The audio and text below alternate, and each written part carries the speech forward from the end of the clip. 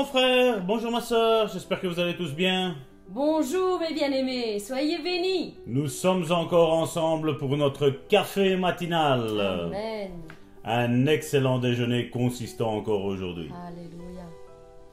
La Bible nous dit dans 1 Samuel chapitre 15 verset 22, Samuel dit, « L'Éternel trouve-t-il du plaisir dans les holocaustes et les sacrifices, comme dans l'obéissance à la voix de l'Éternel? Voici, l'obéissance vaut mieux que le sacrifice, et l'observation de sa parole vaut mieux que la graisse des béliers. » Amen. Et le titre de cette méditation est « Il vaut mieux obéir à Dieu. » Amen. C'est une parole que nous avons reçue il y a bien des années, Amen. qu'il valait mieux obéir à Dieu plutôt qu'aux hommes. C'était un moment très compliqué, je veux dire, dans notre vie, où nous lisions la parole, nous voyions certaines choses, et malheureusement, autre chose était prêchée. Non pas que c'était Karine ou moi qui prêchions, nous étions encore des enfants, des bébés spirituels. C'était vraiment dans les 3 premières années de notre conversion, et nous lisions comme nous le faisons encore aujourd'hui. Nous n'avons pas cessé. Nous méditions, nous ruminions la parole et nous voulons absolument faire tout ce que la Bible disait. Mais malheureusement, tout était le contraire, tout était prêché qui était le contraire. Et nous avions vraiment un des fameux soucis dans notre foi où on disait c'est pas possible, nous on peut pas accepter ce qui nous est dit, on ne peut pas accepter que la maladie est quelque chose de normal dans la vie d'un croyant. Parce que si Jésus est venu clouer la maladie à la croix, Amen. eh ben c'est comme ça que c'est. C'est pas possible que l'homme puisse transformer, modifier la parole de Dieu parce que lui n'y croit pas. Et moi je disais non, c'est pas possible. Karine disait la même chose. Nous étions d'accord tous les deux. Nous lisions la même chose. Et je crois que après toutes ces années, nous disons encore la même chose. Toujours. Et nous sommes encore plus affermis. Toujours. Surtout quand nous voyons les témoignages. Amen. Dieu avait déjà commencé en nous cette œuvre, ce ministère de foi et de guérison. Amen. Dès le départ de notre conversion. Amen. Et regardez ce témoignage ici encore aujourd'hui. Ça va être une série de 4-5 témoignages ici qui, je crois, vont fortifier votre foi. Amen. Je me souviens d'une chère et précieuse sainte de Dieu. Elle était sauvée et remplie du Saint-Esprit. C'était un vrai plaisir de passer du temps à partager avec elle les choses de Dieu. Je ne sais pas combien de fois au cours de plusieurs années, j'ai prié avec cette femme pour la guérison. Je pouvais l'aider momentanément, mais je ne réussissais pas à la guérir complètement. Elle se portait bien pendant un petit moment, mais après, elle perdait sa guérison. Je me demandais pourquoi elle jouissait d'une si mauvaise santé depuis tant d'années. Elle avait 80 ans et depuis plusieurs années n'avait pu jouir de la vie. La maladie l'avait rendue infirme. Un jour que j'étais à son chevet, elle me dit « Je n'ai pas fait ce que Dieu m'a demandé. Je n'étais pas prête à le faire. Dieu m'a appelé à être missionnaire à l'âge de 12 ans. » Wow. Elle aimait le Seigneur, mais n'était jamais prête à lui obéir. Elle n'était jamais disposée à faire sa volonté, ce qui entravait le courant de la puissance de la guérison de Dieu.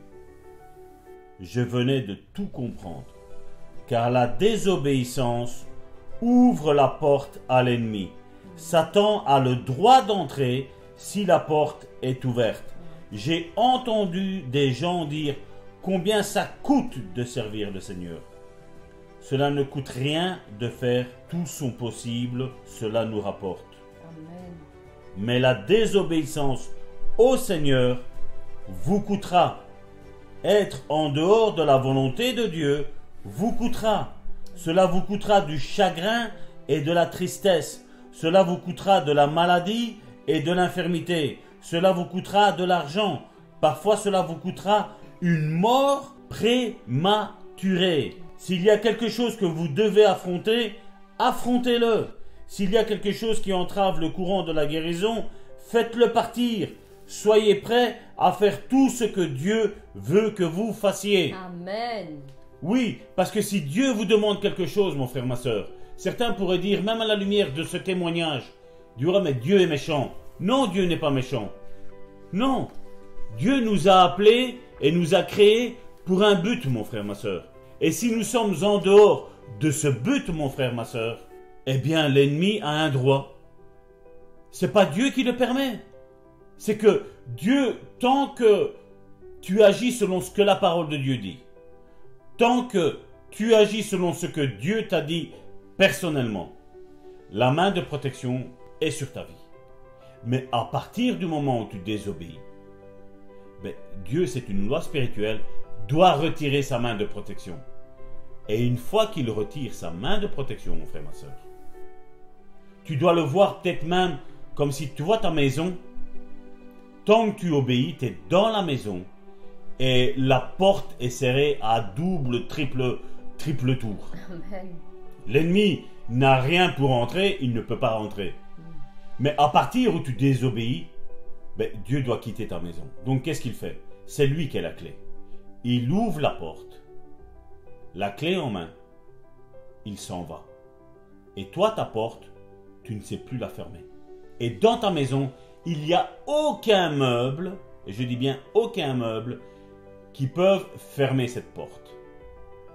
Et donc automatiquement, l'ennemi passe, voit que la porte, elle est peut-être fermée, mise contre, lui essaye, et il voit que la porte est ouverte. Qu'est-ce qu'un voleur va faire? Il va rentrer. Et là, quand il va rentrer, il va voir qu'il n'y a rien à voler, parce qu'il n'y a pas de meuble, rien du tout. Mais seulement, il va voir que toi, tu es là. Tu es la personne qui va toucher. C'est comme ça qu'on doit le voir, mon frère, ma soeur.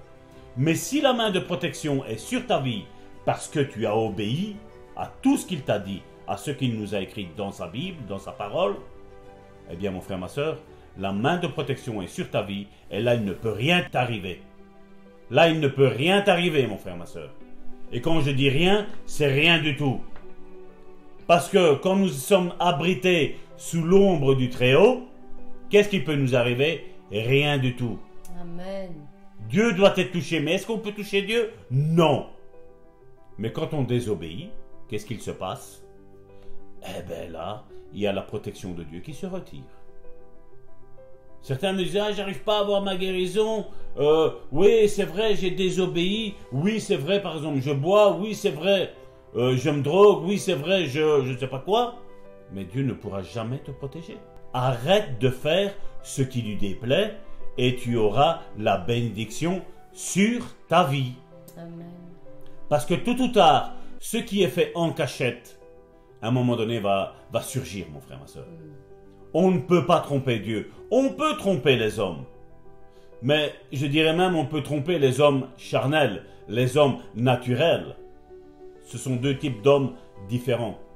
Nous avons fait cette étude, je crois que on avait commencé ça au mois d'avril, à l'église du Bon Samaritain. Mais l'homme spirituel, tu ne pourras jamais le tromper. Parce que l'homme spirituel est proche de Dieu. L'homme spirituel sait les choses de Dieu.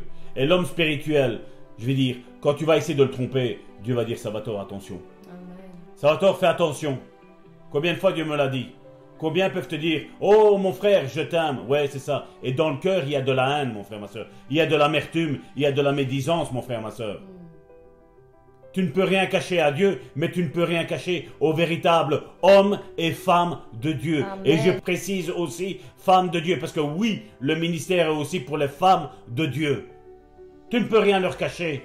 Oh, je vais arrêter là, ou sinon je vais m'étaler. Ma soeur, vas-y, je te laisse, parce que Amen. tu sais que j'aime parler. Oui, je le sais. Et je pense que mes bien-aimés aussi le savent. Mais je vous aime.